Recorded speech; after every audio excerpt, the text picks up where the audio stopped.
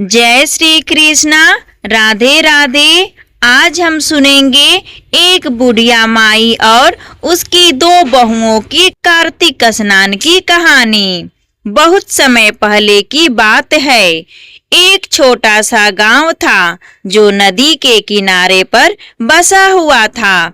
गांव के चारों तरफ हरियाली थी। हरे भरे खेतों से घिरा हुआ गांव बहुत ही सुंदर था। उस गांव में एक बुढ़िया माई अपने दो बेटे और दो बहुओं के साथ रहती थी। बुढ़िया माई के दोनों बेटे परदेश गए हुए थे कमाने के लिए। घर में बुढ़िया माई और उसकी दोनों बहुएं थीं। बड़ी बहू बहुत ही तेज और घमंडी थी, जबकि छोटी बहू बहुत ही सीधी साधी भोली भाली थी। बड़ी बहू और छोटी बहू जब घर के काम करती तो बड़ी बहू छोटी बहू से झगड़ा करती थी।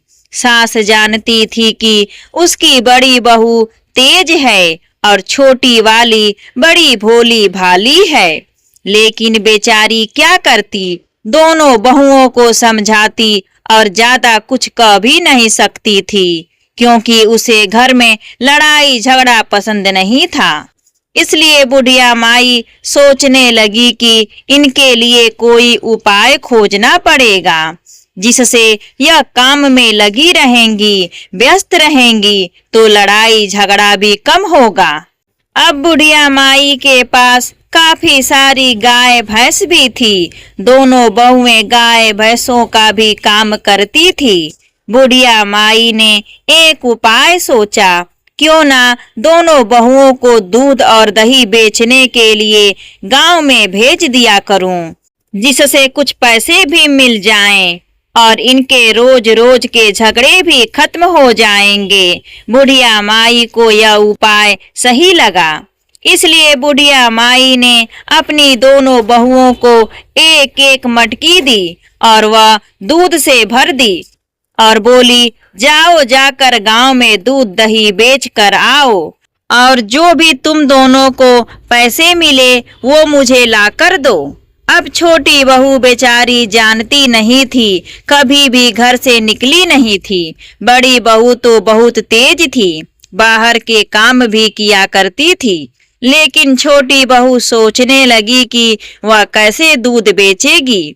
लेकिन फिर भी सास का हुक्म था तो मानना ही था। इसलिए दोनों देवरानी जेठानी दूध और दही की मटकियां उठाकर गांव-गांव में बेचने के लिए चल पड़ीं। सुबह सुबह के 4 बजे थे। दोनों देवरानी जेठानी अलग अलग दिशा में चली गईं, क्योंकि एक दिशा में जाएंगी तो दूध दही जल्दी से नहीं बिकेंगे। इसलिए दोनों अलग अलग दिशा में चली गईं। जिधर छोटी बहू गई थी उधर गांव की औरतें कार्तिक स्नान कर रही थी, क्योंकि कार्तिक का महीना लग चुका था। अब छोटी बहू ने देखा कि काफी सारी औरतें हैं जो कुछ कर रही हैं, भजन गा रही हैं, कहानी कह रही हैं। वह उनके पास गई और कहने लगी, बहनों तुम यह सब क्या कर रही हो? तब उनमें से एक औरत बोली, बहन हम कार्तिक स्नान कर रहे हैं और यह तुलसी जी और पथवारी और पीपल देवता को सींचते हैं। कार्तिक स्नान करने का बड़ा ही महत्व है। जिसका पति परदेश गया हो वह जल्दी लौट आता है, घर में कला खत्म हो जाती है, अन्न धन के भंडार भर जाते हैं। कुंवारी लड़कियों को मनपसंद जो वर मिलता है, निसंतान को संतान मिलती है। इस तरह से उसने कार्तिक का महत्व छोटी बहू को बताया। तो छोटी बहू के मन में आया कि वह भी कार्तिक स्नान करेगी और उसने मन में निश्चय कर लिया कि अब चाहे कुछ भी हो जाए, अब वह कार्तिक स्नान करेगी। उसने देखा कि सभी जो औरतें थी सब कार्तिक महाराज, तुलसी माता और पीपल पथवारी की कथा कह रही थीं। तो बहू ने भी अपना दूध उधर पीपल पथवारी में सींच दिया और बैठ गई कथा कहानी सुनने के लिए। उधर बड़ी बहू अपना सारा दूध बेचकर और पैसे लेकर घर जाने लगी और छोटी बहू वहां पर जैसे उन औरतों को पूजा पाठ करते कहानी कथा कहते देखा था, उसने भी वहां पर कथा कहानी कहना शुरू कर दिया। तुलसी जी और पीपल पथवारी की परिक्रमा की और वहीं पर गंगा स्नान किया, क्योंकि वहीं पर एक नदी का घाट था। अब उसे थोड़ी देर हो गई, वह घर गई खाली हाथ, क्योंकि दूध दही तो वह पीपल पथवारी में चढ़ा आई थी। घर जाकर उनकी सास कहने लगी, लाओ बहुओं, दोनों लाओ, आज का हिसाब दो। बड़ी बहू ने तो अपने पैसे अपनी सासू माँ को थमा दिए, क्योंकि वह तो दूध बेचकर आई थी, तो पैसे भी उसके हाथ में थे। अब छोटी बहू तो अपना दूध जो पीपल पथवारी को सींच आई, तो वह पैसे कहाँ से दे। छोटी बहू डरते डरते बोली, माँ जी, मैं जो महीने पर हिसाब देने के लिए कहा है तो महीने पर आपको पैसे लाकर दे दूंगी। सास बोली, ठीक है। अब यही दोनों देवरानी जेठानी का नियम बन गया। रोज सुबह सुबह उठती और दूध दही की मटकी लेकर बेचने के लिए चली जाती। इससे घर में जो उन्हें समय कम मिलता था बातें बनाने के लिए, तो दोनों अपना दूध दही बेचकर आती। अब छोटी वाली का तो नियम बन गया, वह तो अब नित्य नियम से कार्तिक स्नान करती, पीपल पथवारी सींचती और जो दूध होता उसे पीपल पथवारी में ही सींच देती। इसी तरह दिन बीतने लगे। धीरे धीरे करके पूर्णिमा का दिन आ गया, कार्तिक का महीना खत्म हो गया। कहते हैं कि कार्तिक स्नान करते हैं तो एक दिन अगहन का भी नहाना चाहिए। अब जो अगले दिन पूर्णिमा वाले दिन सब लोग इकट्ठा हुए, तो पीपल पथवारी के पास जितनी भी औरतें थीं सबने स्नान किया, पूजा की और अपने अपने घर के लिए थोड़ा थोड़ा पथवारी लेकर चली गईं। अब छोटी बहू बैठकर जोर जोर से वहां पर रोने लगी। अब पीपल और पथवारी और तुलसी माता में से आवाज आई कि बहू क्या बात है, तू क्यों रो रही है। तब बहू कहने लगी कि मैं क्या करूं, घर पर मेरी जेठानी और मेरी सास तो बहुत क्लेश करेंगी, क्योंकि मैंने तो पूरे महीने का दूध पीपल पथवारी और तुलसी जी में सींच दिया है। अब मेरी सास मुझसे हिसाब मांगेगी तो मैं हिसाब कहाँ से दूंगी। मेरी सासू माँ मुझसे पैसे मांगेंगी तो मैं उन्हें क्या जवाब दूंगी। तब तुलसी मैया कहने लगी कि एक काम करो छोटी बहू, जो यह पथवारी के कंकड़ पड़े हुए हैं, इनमें से कुछ कंकड़ उठा ले जाओ और अपनी कोठरी में जाकर रख देना। अब जो छोटी बहू ने जो कंकड़ उठा लिए और वहां से चल दी, जाकर जो अपनी कोठरी में जाकर रख दिए। अब दोपहर हुई, जेठानी भी आ गई, अपने पैसे दिए। सास बड़ी खुश थी। सास छोटी बहू से बोली कि बहू, तूने हिसाब नहीं दिया महीने का, कितने पैसे हुए हैं। बहू बेचारी डरते हुए बोली कि देखो माँ जी, जितने भी पैसे हैं मैंने ना सब अंदर कोठरी में रख दिए हैं। सास बोली, ठीक है बहू, मैं जाकर अभी देखती हूँ। बेचारी बहू डर रही थी कि दूध तो बेचा ही नहीं है तो पैसे कहाँ से आएंगे, लेकिन अब जो होगा सो देखा जाएगा। अब उसने कार्तिक भगवान पर छोड़ दिया कि हे कार्तिक के राई दामोदर, हे ठाकुर जी, हे तुलसी माता, हे पीपल देवता, हे पथवारी माता, अब तुम्हें मेरी लाज बचाना। अब उधर बुढ़िया माई जो कोठरी में गई तो क्या देखती है, वहां तो हीरे जवाहरत चमक रहे हैं, बड़े बड़े सोना चांदी चमक रहे हैं। अब बुढ़िया माई ने आवाज लगाई कि अरे ओ बहू, इधर आ जरा। अब छोटी बहू बेचारी सोचने लगी कि आज तो सच्चाई सामने आ ही जाएगी। बेचारी डरते कांपते गई, कहने लगी, माँ जी क्या बात है, सास कहने लगी, अरे बहू, यह तू कहाँ से लेकर आई है? इतना सारा सोना चांदी हीरे मोती चमक रहे हैं, किसके यहाँ से चोरी कर लाई? अब छोटी बहू यह चमत्कार देखकर सन्न रह गई। वह हाथ जोड़कर बोली, जय हो कार्तिक भगवान, जय हो पीपल पथवारी, जय हो तुलसी मैया। वह कहने लगी, माँ जी, ना तो मैंने किसी के यहाँ से चोरी की है, ना ही मैंने किसी के यहाँ से डकैती डाली है, ना ही किसी को ठगा है। मुझ पर तो पीपल पथवारी और तुलसी माता की कृपा हुई है। मैं तो 1 महीना जो अपना कार्तिक स्नान किया और जो आप दूध बेचने के लिए देती थी, वही मैं पीपल पथवारी में सींच देती थी। मुझे तो उन्हीं के आशीर्वाद से यह सब कुछ प्राप्त हुआ है। अब बुढ़िया माई बड़ी खुश हो गई, अपनी छोटी बहू को गले लगा लिया। यह देखकर बड़ी जेठानी जल भून गई कि इसे तो इतना दे दिया, अब तो सास इसी के गुण गाएगी। अब क्योंकि सास तो पहले भी छोटी बहू को चाहती थी, लेकिन वह दोनों बहुओं में कभी फर्क नहीं करती थी। लेकिन बड़ी बहू के मन में तो एक अब ईर्ष्या आ गई कि अब तो जो छोटी बहू का मान बढ़ जाएगा, क्योंकि इतना धन जो लेकर आई है। अब जो उसने ठान लिया कि वह भी कार्तिक स्नान करेगी। उसने अपनी छोटी देवरानी से पूछा कि छोटी, सच सच बता, तूने कैसे किया? वह कहने लगी, दीदी, जब हम दूध दही बेचने जाते थे, जिस दिशा में मैं जाती थी उधर गंगा जी का घाट था। गंगा जी के किनारे पर एक पीपल था और पथवारी थी और तुलसी जी उगी हुई थी। वहां पर काफी औरतें गंगा स्नान करके जो कार्तिक स्नान किया करती थी और वहीं पर तुलसी पीपल पथवारी सींचती थी।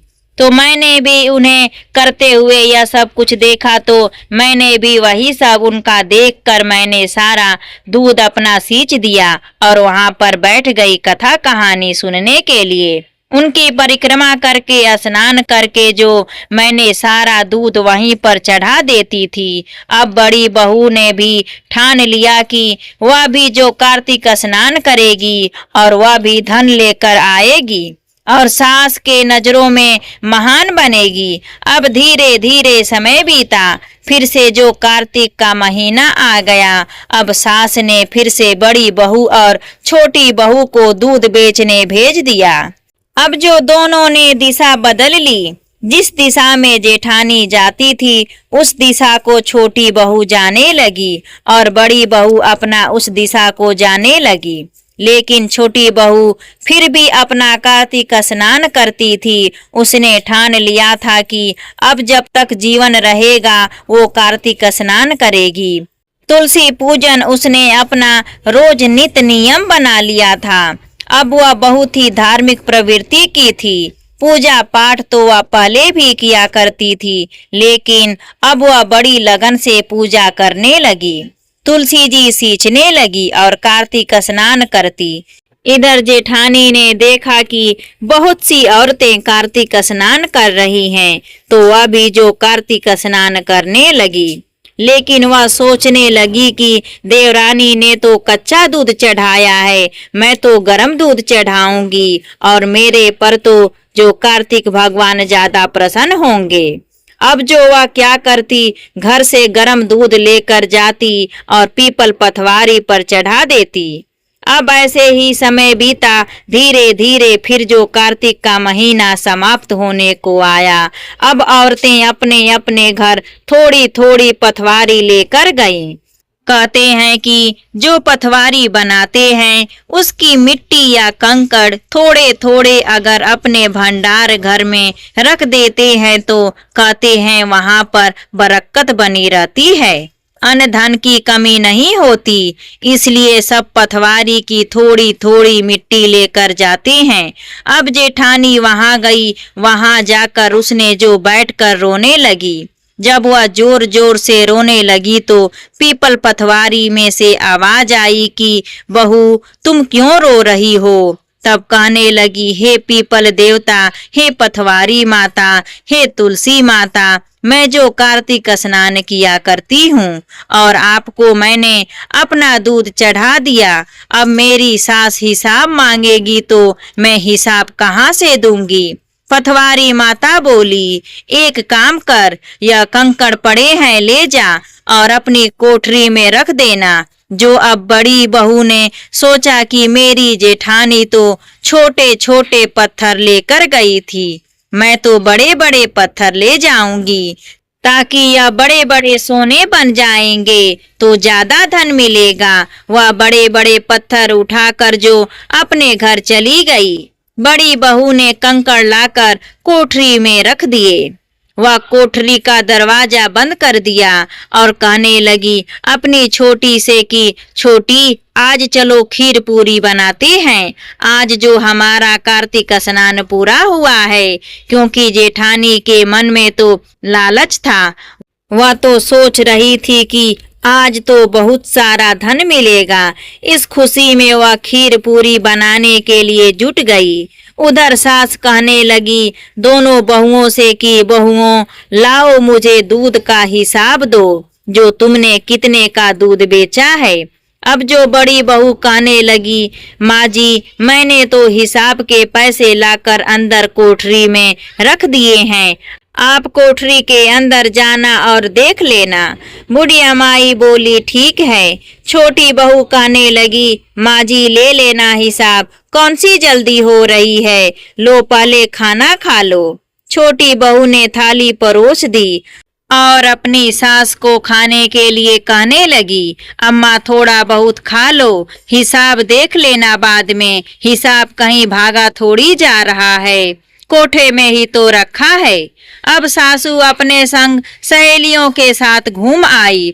फिर उसे याद आया कि हाँ, बड़ी बहू से हिसाब लेना है।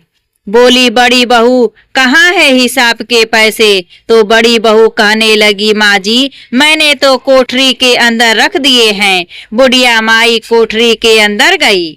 उधर बड़ी बहू की खुशी का कोई ठिकाना नहीं था कि आज तो उसकी कोठरी में से हीरे मोती जगमगाएंगे, और तो और बड़े बड़े जगमगाएंगे, क्योंकि वह तो बड़े बड़े पत्थर लाई है। जैसे ही बुढ़िया माई ने दरवाजा खोला तो क्या देखती है, कोठरी के अंदर तो कीड़े मकोड़े, सांप बिच्छू, तरह तरह के जो कीड़े पड़े हुए थे। यह देखकर बुढ़िया माई की चीख निकल गई। जैसे ही बुढ़िया माई ने चीखी, दोनों बहुएं रसोई में से भागी भागी उनके पास आई। बहू तो सोचने लगी कि इतना सारा धन देखकर बुढ़िया माई की खुशी का ठिकाना नहीं रहा, इसलिए बुढ़िया माई चीखी है। अब वह तो बड़ी ही खुश और बड़ी ही अकड़ में चलने लगी कि देखती हूँ, और बोली, माँ जी देख लिया ना, मैं छोटी बहू से कितना धन ज्यादा लेकर आई हूँ। अब जो बूढ़ी माई बोली, सत्यानाश हो तेरा, यह तू क्या करके लाई है, यह तूने क्या कर दिया। अब जब बड़ी बहू और छोटी बहू ने देखा तो वहाँ तो कीड़े जो तिलमिला रहे हैं। अब तो वह जो गुस्से में फट मरी, अपनी छोटी देवरानी से लड़ने लगी। कहने लगी, तुमने तो हमारे साथ धोखा किया है, तूने जैसा बताया मैंने भी गंगा स्नान वैसे ही किया, लेकिन तेरे लिए धन और मेरे लिए कीड़े मकोड़े कैसे हो गए। छोटी बहू कहने लगी, दीदी, मैंने तो जो सच था वही बताया है, लेकिन मुझे नहीं मालूम यह कीड़े मकोड़े कैसे हो गए। अब जो बड़ी बहू बड़े ही गुस्से में वहां से चली गई और जहां पीपल, पथवारी, तुलसी माता का बिड़ला था वहां जाकर बैठ गई और जोर जोर से रोने लगी। कहने लगी, हे पीपल, पथवारी, हे तुलसी माता, तुमने मेरी देवरानी को तो इतना जो धन दिया कि उसके तो अन्न धन के भंडार भर गए हैं, और मैं कार्तिक नहाई तो मुझे कीड़े मकोड़े दे दिए। तभी तुलसी माता, पथवारी माता और पीपल देवता जो प्रकट हो गए और कहने लगे, अरे ओ दुष्ट महिला, तूने जो लालच में आकर कार्तिक स्नान किया, और देख तूने मुझे गर्म दूध चढ़ाया जिससे हमारा सारा शरीर जल गया है। देख कैसे मेरे शरीर पर फफोले पड़ गए हैं और अब तू हमसे कामना करती है धन की। अरे निष्पक्ष होकर तेरी जो देवरानी है वह सच्चे दिल से कार्तिक स्नान की थी। उसने सच्चे मन से पूजा की। वह बहुत ही भोली भाली थी। लालच उसके अंदर बिल्कुल भी नहीं था। तूने लालच किया, जैसा तेरा भाव था वैसा तुझे फल मिला है। जैसी तेरी देवरानी का भाव था वैसा उसको फल मिला है। जिस भाव से जो कार्तिक स्नान करता है उसी भाव से उसे उसका फल मिलता है। अब यह देखकर बड़ी बहू को अपनी गलती का एहसास हो गया कि अब वह तुलसी माता और पथवारी माता पीपल देवता के चरणों में गिर पड़ी। अपनी गलती की माफी मांगने लगी। कहने लगी कि हे प्रभु, हे माता रानी, मुझे माफ कर दो। मैं लालच में अंधी हो गई थी। मैं लालच कर बैठी थी। जब वह रोने गिड़गिड़ाने लगी, बार बार माफी मांगने लगी तो तुलसी माता और पथवारी माता और पीपल देवता ने उसे माफ कर दिया। अब वह खुशी खुशी घर आई। घर आकर अपनी देवरानी को गले लगाया और कहने लगी, छोटी, अगले साल से हम मिलकर जो कार्तिक स्नान करेंगे और पूजा पाठ करेंगे। अब मुझे धन का कोई लालच नहीं है। तब उन दोनों की सास बोली कि तुम दोनों ही बहू नहीं, मैं भी तुम्हारे साथ कार्तिक स्नान करूंगी और तुम्हारे साथ ब्राह्मण भोज करूंगी। अब जो उनके पति भी घर आ गए थे और उन्होंने भी गांव में ही अपना दुकान खोल ली थी, अपना बिजनेस करने लगे थे, क्योंकि अब उनके पास धन हो गया था। इसलिए उन्हें अब परदेश जाकर कमाने की कोई जरूरत नहीं थी। फिर से कार्तिक का महीना आया। अब तीनों सास बहू मिलकर सवेरे 4 बजे उठ जाती, गंगा के घाट पर जाती और तीनों बड़े ही दिल से, बड़े ही सच्चे मन से परमात्मा को याद करती और डुबकी लगाती। जल से तुलसी जी सींचती, पीपल सींचती, पथवारी सींचती, कथा कहानी कहती और ऐसे ही महीना बीत गया। फिर घर आई। जिस दिन आखिरी दिन था, कार्तिक महीना पूरा हो गया। पूर्णिमा के दिन उन्होंने 5 ब्राह्मणों को बुलाकर भोजन कराया, दान दक्षिणा दी। जो भी उन पर दान बना और बड़े अच्छे मन से उन्होंने कार्तिक का नहाने का प्रण कर लिया। अब दोनों देवरानी जेठानी को 9वें महीने बहुत ही सुंदर एक एक पुत्र को जन्म दिया। कार्तिक मैया की कृपा से जो उनके घर में पुत्र रतन की प्राप्ति हो गई, जिससे बुढ़िया माई और उसका परिवार बहुत ही प्रसन्न था। उनके घर में खुशियां छा गई। 2-2 पोते पाकर बुढ़िया माई भी निहाल हो गई। इस तरह से कार्तिक स्नान करने का फल उन्हें मिला। हे कार्तिक माता, हे कार्तिक के भगवान, हे राई दामोदर जी, हे ठाकुर जी, हे तुलसी माता, हे पथवारी माता, हे पीपल देवता, जैसे आपने छोटी को फल दिया वैसे ही जो यह कहानी कह रहे हैं और जो यह कहानी सुन रहे हैं उन सभी की मनोकामना पूरी करना। जैसे देवरानी को आई वैसे सबको आना। जैसे जेठानी को आई ऐसे किसी को मत आना। बोलो बिछड़ू भगवान की जय, बोलो तुलसी माता की जय, बोलो पीपल पथवारी की जय। अगर आपको यह कहानी पसंद आई हो तो प्लीज हमारे चैनल को सब्सक्राइब करें, वीडियो को लाइक करें, अपने दोस्तों के साथ परिवारों में इस वीडियो को ज्यादा से ज्यादा शेयर करें। धन्यवाद।